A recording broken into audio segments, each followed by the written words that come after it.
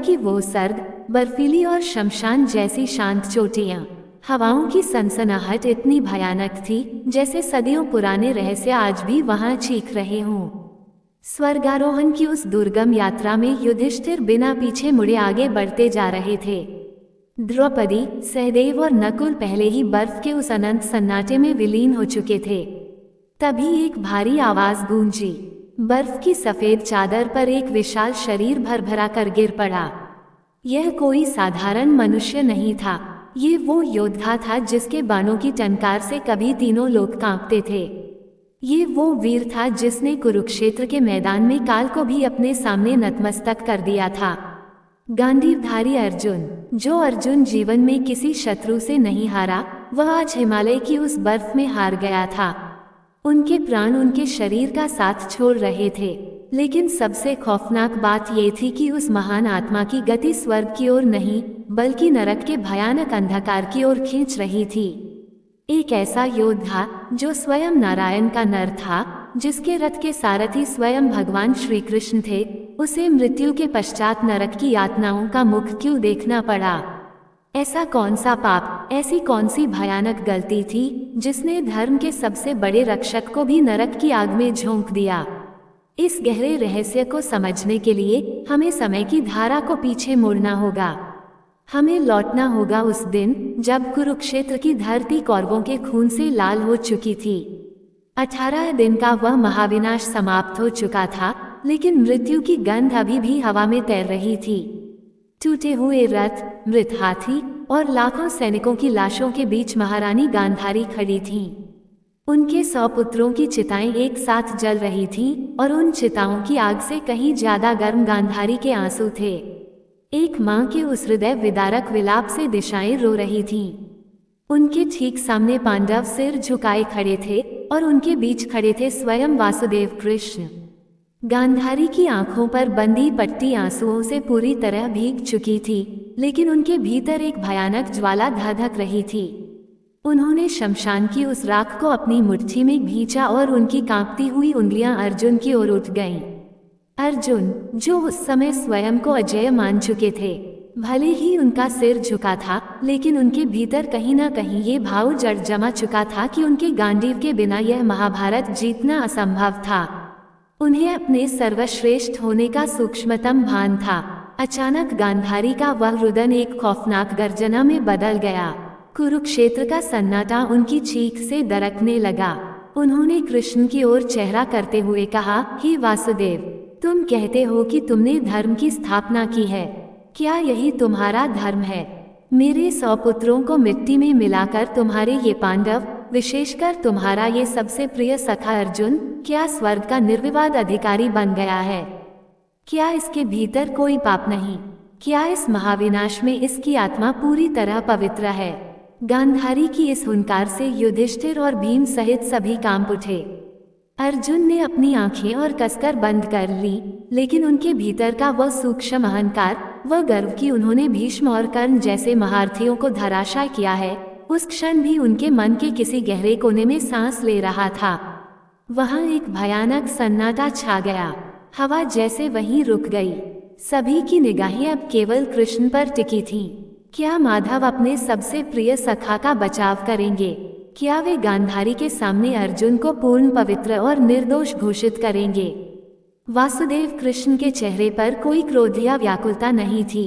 उनके होठों पर एक अत्यंत करुण, गहरी और रहस्यमयी मुस्कान तैर गई। उनकी आंखें जैसे ब्रह्मांड के सारे जन्मों और मृत्युओं का सत्य समेटे हुए थीं। उन्होंने अत्यंत शांत और धीमे स्वर में कहा, नहीं माते, कर्म के इस कठोर विधान से कोई नहीं बच सकता, मेरा ये प्रिय सखा अर्जुन भी नहीं। कृष्ण के इन शब्दों ने जैसे समय के चक्र को ही रोक दिया। किसी को विश्वास नहीं हुआ कि कृष्ण स्वयं अर्जुन के पाप की बात कर रहे हैं। कृष्ण आगे बोले, हे माते, अर्जुन ने धर्म की रक्षा अवश्य की है, किंतु इसके हृदय में एक ऐसा बीज बोया जा चुका है जो इसे सीधे स्वर्ग के द्वार तक नहीं जाने देगा। अर्जुन के भीतर एक अत्यंत सूक्ष्म अहंकार जन्म ले चुका है। इसे अपने गांडीव पर, अपनी धनुर्विद्या पर आवश्यकता से अधिक अभिमान हो गया है।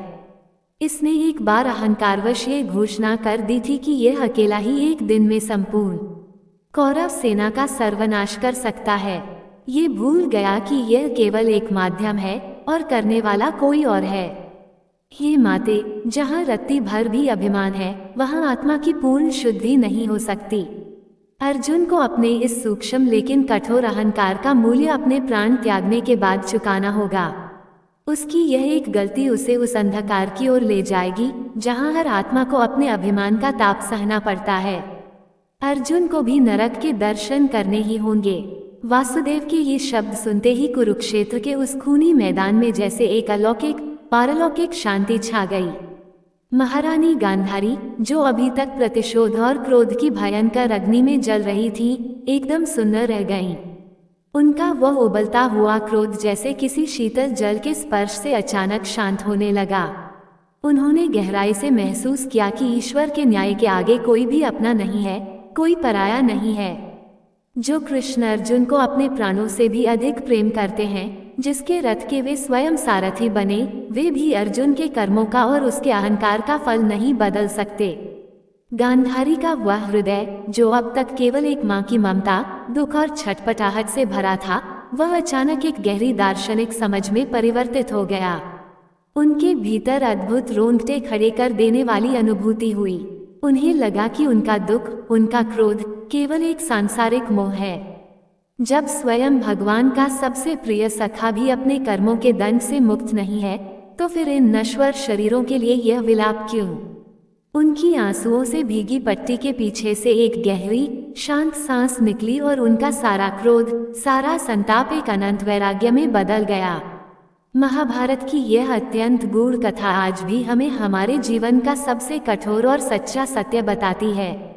हम जीवन में चाहे कितने भी महान क्यों न बन जाएं, हमारे कर्म कितने भी पवित्र क्यों न हों, हमने कितने भी बड़े युद्ध क्यों न जीते हों, लेकिन यदि सफलता के बाद हमारे भीतर रत्ती भर भी अहंकार आ गया, यदि हमें ये भ्रम हो गया कि यह सब मैंने किया है, तो वह मैं ही हमारे पतन का सबसे बड़ा कारण बन जाता है। नियति, कर्म और धर्म का चक्र अत्यंत सूक्ष्म है। हमारा स्वतंत्र कर्म ही हमारा भविष्य लिखता है, लेकिन उस कर्म के पीछे छिपी हमारी नियत हमारी मंजिल तय करती है। सच्चा धर्म केवल बाहरी शत्रुओं को हराने में नहीं है, बल्कि अपने भीतर के इस सूक्ष्म अभिमान को जीतने में है। अर्जुन का वह अहंकार ही अंततः उनका सबसे बड़ा शत्रु बन गया था, और यही वह अटल कारण था कि हिमालय की उस सर्द और बर्फीली पहाड़ी पर, जीवन के उस अंतिम और एकाकी सफर में, महान गांडीवधारी अर्जुन का शरीर बर्फ पर गिर पड़ा था। जब उनके प्राण छूटे और उनकी आत्मा ने नरक की उस अंधकारमयी खाई में प्रवेश किया, तब उन्हें वहां वासुदेव कृष्ण के वे ही शब्द याद आए जो उन्होंने कुरुक्षेत्र की राख के बीच गांधारी से कहे थे।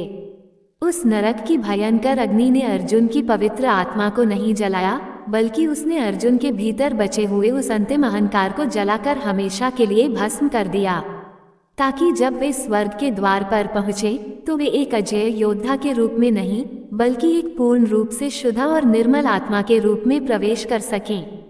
यदि यह कथा आपके हृदय को छू गई हो, तो वीडियो को लाइक करें, चैनल को सब्सक्राइब करें और जय श्री कृष्ण अवश्य लिखें।